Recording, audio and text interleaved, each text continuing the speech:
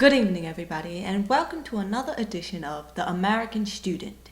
Today we have with Temple University student Ms. Wahida Muhammad. Wahida, thanks for joining us. How are you tonight? I'm doing great, Nala. Thanks for having me. You know, your features are rather unique. What is your nationality? I get that a lot actually, but my mother's Romanian and my father's Nigerian. And especially on my hair straight, people can't tell if I'm Middle Eastern or Indian or Egyptian or whatever. So I have all these different looks, and after a while I started thinking maybe I should become a spy. Well, I guess you're on the wrong line of work then, Ms. Muhammad. So, back to your history. You're first generation American in your family? No, actually I was born in Nigeria, and when my parents separated, my mother and my brother and my sister, we all immigrated to America when I was practically a baby.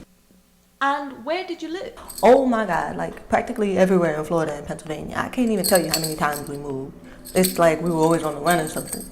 So, what you're telling me is that you're a fugitive. No, I swear. I'm completely legal. I have my passport and everything. And what was school like for you? Well, psychologically, it was pretty difficult because we kept moving all the time. I can imagine with your mom and 3 children. But academically, I thought school was pretty easy because... So you were Miss Smarty Pants then, eh? Yeah, when I was little, I was like a genius. And I think I've gotten dumber as I gotten older because now it's nothing like that when I was little. So from talking with you earlier, I understand that you won an Iraqi dollar for your academic excellence. Yes, I did, and I brought it with me. I brought it along. It's right here, Show America. Yeah, it's not that big of a deal, but it's like one of those moments that I'll never forget, And what exactly did you do to receive this? Alright, so we had this teacher, right? He's from the Marines. He comes back after 3 years from Iraq, and he makes up this test, and he takes the test to get the answer key, and he misses a question on his own test. So he's like, "Oh, this is so hard. You guys won't even. None of you will ace it." And so he challenges us. He's like, "Whoever beats me on the test, which means you have to get a perfect score, I'll give you this Iraqi dollar, is this bill as a prize." So me, I always like to prove everybody wrong. So I aced the test, and he was so mad when he had to give it over to me because he couldn't go back on his word. He's a military man.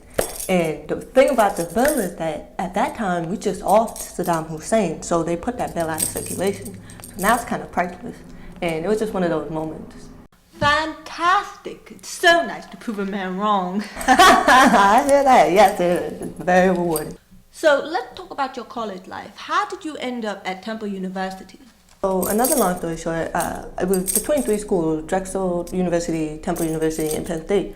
So the other 2, I was just kind of like, they're way too much money and they're way overrated. Penn State was in the middle of nowhere, and everybody was all the same. They're all like, "We are Penn State." Nothing against them, but it was just not for me.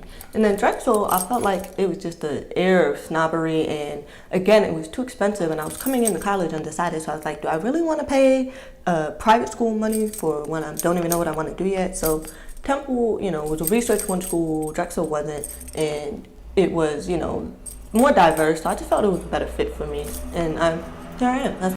Alright, so you went in undecided. What made you switch to broadcasting? Honestly, it was just the process of taking a whole bunch of different classes my freshman and sophomore year, and I just came to the realization, I don't like any of this. I don't like doing anything except for TV and movies. So when I was young, there was only 4 things I ever wanted to do. First, it was be a doctor. Then it was be a dentist, because I have this teeth fetish. But those fell off really quickly. Then it was I wanted to be an actress. And then it was I wanted to be a news anchor. So I got to realistically thinking about the latter 2. And I was like, I'm not going to be an actress. That's not realistic.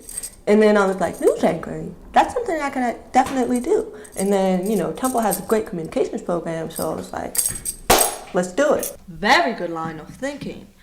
So do you have any examples of any of your work that you could share with? You know what? Actually, I'm in the process of touching up all of my work and my videos to put it together in a portfolio. So no, I do not. But that's too bad, because that would have been a great way to advertise myself for free on national TV. How dare you try to take advantage of the show? Well, Wahida, thank you for coming on the show. What a pleasure it's been talking with you. I do wish you the best of luck in life, and you're welcome to come back on the show anytime. And thank you for tuning in for another episode of The American Student. I'm Nala Williams. Good night.